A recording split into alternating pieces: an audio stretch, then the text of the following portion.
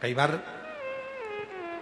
कोई कोई पूजन ऐसी होती है, कोई कोई पूजन ऐसी होती है जिसमें पत्नी कई बार अकेली पूजन में बैठ जाती है।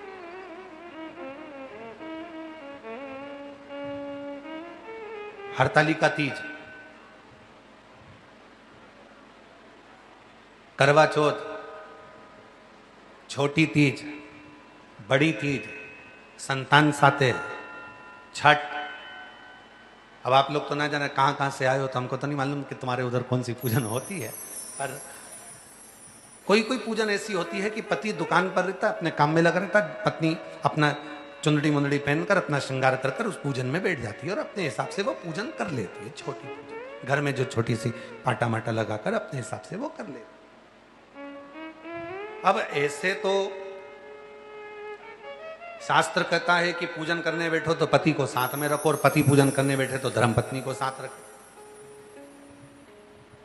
अब उस पूजन में तो तुम अकेली बैठी हो।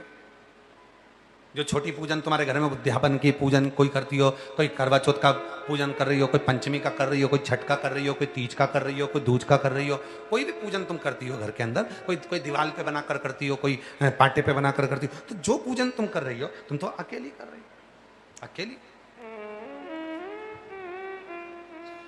फिर उस पूजन का फल जो तुम अकेली बैठकर कर रही हो वो मिलेगा कि नहीं मिलेगा?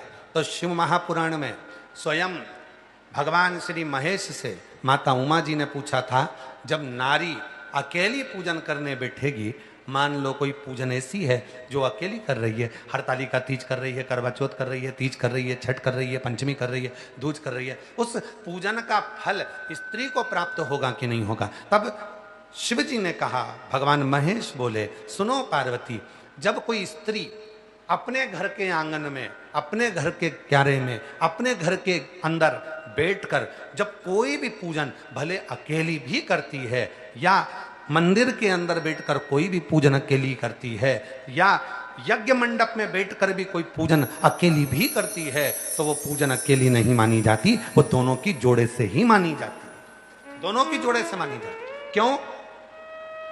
ये सिर पे पल्लू रखा, काय के लिए रखा? क्या है ये पल्लू? पल्लू है क्या? ये तो साड़ी का एक पल्लू हमने हमारे सिर पर रख लिया, तो है क्या? तो कहा ये सिर पर जो पल्लू रहता है ये हमारे ससुराल के, हमारे पूर्वजों का, हमारे पितरों का, हमारे घर के कुल देवी देवता का हमारे ऊपर आशीर्वाद रहता है। तो मान लो घर के अंदर कभी कभी सिर पे से पल्लू खसक जाता है, तो क्या उनका आशीर्वाद समाप्त हो जाता है? नहीं। कहा जिस घर के अंदर पितरों की पूजन, जिस घर के अंदर कुल देवी देवता की पूजन, जिस घर के अंदर भगवान शिव की आराधना साधना, तुलसी का क्यारा या भगवान शंकर की आराधना साधना होती है, उस घर की छत के नीचे कहीं पर भी पूजन कर लो, उसका फल अकेले प्राप्त नहीं होता, पति के साथ ही प्राप्त होता है, पुण्य फल प्राप्त होता है। वो पूजन अकेली नहीं मानी जाती।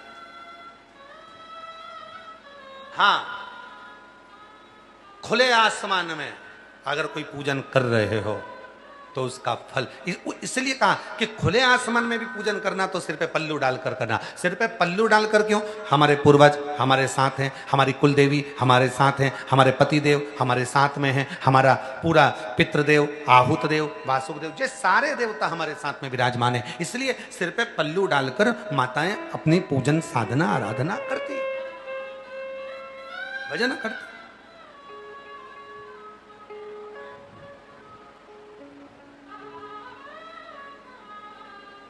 ये साधना का सुख, ये साधना।